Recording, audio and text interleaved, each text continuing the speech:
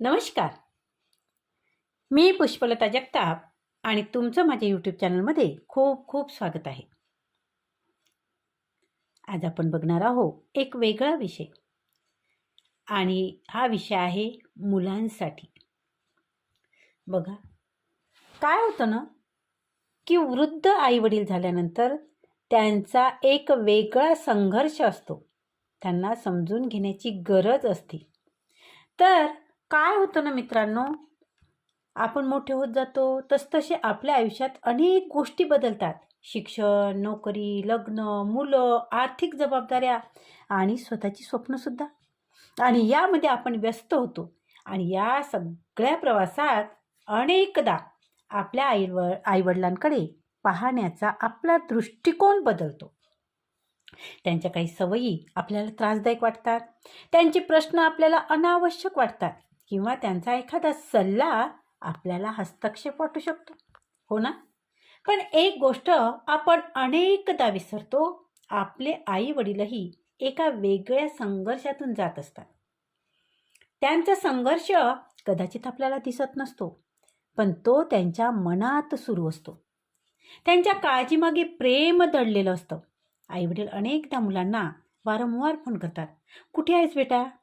जेवलास का? घरी कधी येणार आहे? असे प्रश्न जेव्हा विचारतात ना, तेव्हा आपल्याला हे कधीकधी खूप त्रासदायक वाटू शकतं. पण त्यांच्या मनात यामागची भावना असुरक्षितची असू शकते. आपण त्यांच्यासाठी अजूनही तेच मूल असतो, ज्यांची त्यांनी लहानपणापासून काळजी घेतलेली असते. वय वाढलं म्हणून त्यांची काळजी अचानक संपत नाही मित्रांनो. म्हणून त्यांच्या प्रत्येक प्रश्नाकडे नियंत्रण म्हणून पाहण्याऐवजी कधीकधी त्यामागची भावना समजून घेण्याचा प्रयत्न करायला हवा, नाही का? त्यांनाही एकटेपणा जाणवू शकतो. मुलं मोठी झाल्यावर त्यांचं स्वतःचं आयुष्य सुरू होतं. त्यांच्याकडे नोकरी असते, मित्र असतात, जोडीदार असतो, मुलं असतात आणि अनेक जबाबदाऱ्यासुद्धा असतात. पण आईवडिलांच्या आयुष्यात एक पोकळी निर्माण होते. कारण आता जबाबदाऱ्या संपलेल्या असतात, मुले मोठी होतात आणि त्यांचं विश्वच बदलून जातं. ज्या मुलांभोवती त्यांचं संपूर्ण आयुष्य फिरत होतं, ते मुलं आता स्वतंत्र आयुष्य जगत असतात. आणि त्यामुळेच कधी कधी आई वडील छोट्या गोष्टीवरूनही बोलण्याचा प्रयत्न करतात. त्यांना कदाचित सल्ला नको असतो, त्यांना फक्त कोणीतरी ऐकून घ्यावं असं वाटत असतं.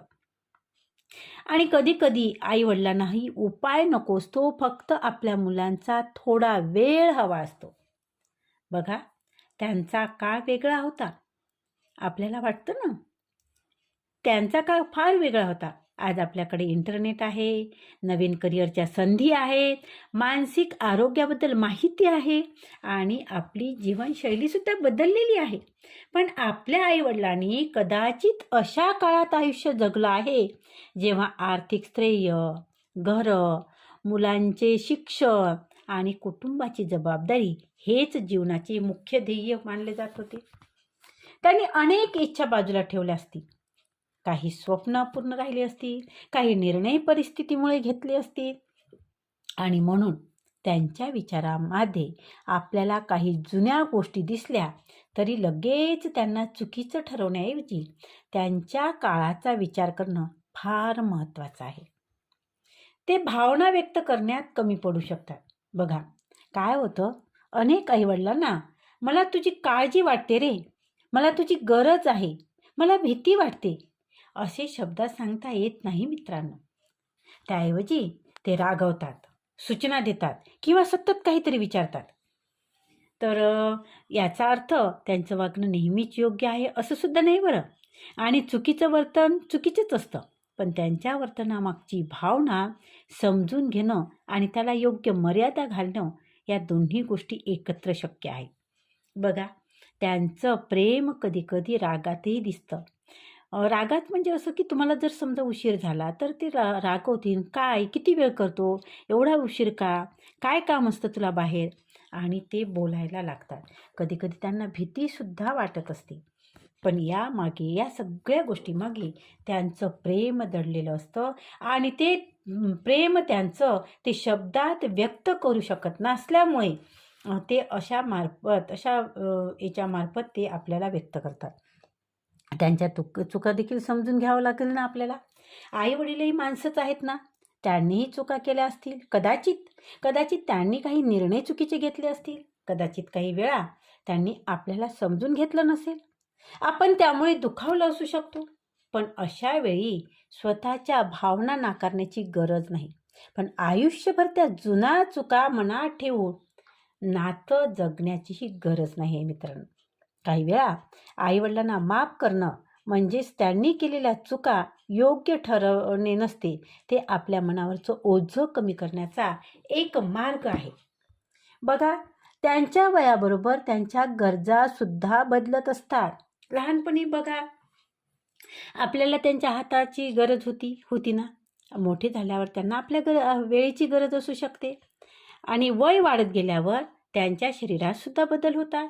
मित्रपरिवार कमी होतो, कामाची संधी कमी होते, काहीजण निवृत्त होतात आणि त्यामुळे त्यांना भावनिक आधाराची फार गरज जाणू शकते. पण त्यांच्यासाठी मोठ्या गोष्टी करण्याची गरज नाही.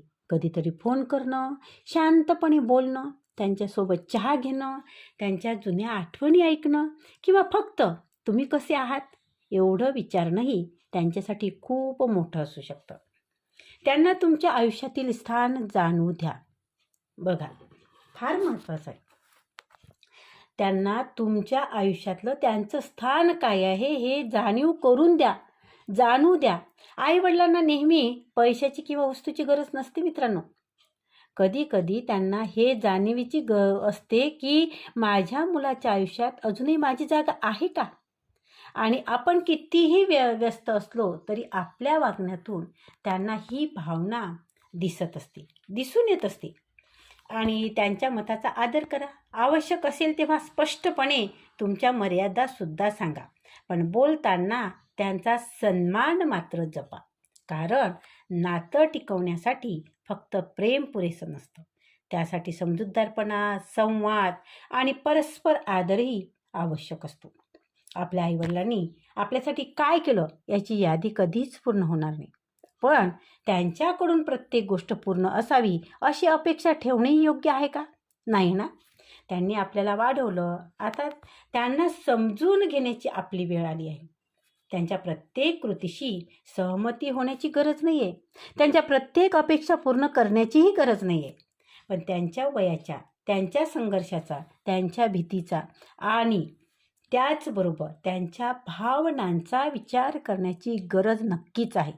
कारण आईवडिलांनी एका संघर्षातून गेलेले असतात. फरक एवढाच असतो की त्यांच्या संघर्षाची भाषा कदाचित आपल्याला समजली नसेल. तर बघा, विचार करा. आज थोडासा वेळ काढा, त्यांना फोन करा, त्यांच्याशी मनापासून बोला.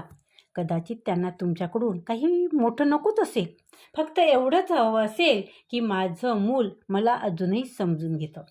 तर धन्यवाद मित्रांनो, खूप खूप धन्यवाद. व्हिडिओ जर आवडला असेल तर व्हिडिओला लाईक करा, व्हिडिओ शेअर करा, कमेंट करा आणि त्याचबरोबर जर तुम्ही चॅनलवर नवीन असाल तर चॅनलला सबस्क्राईब जरूर करा. धन्यवाद, खूप खूप धन्यवाद.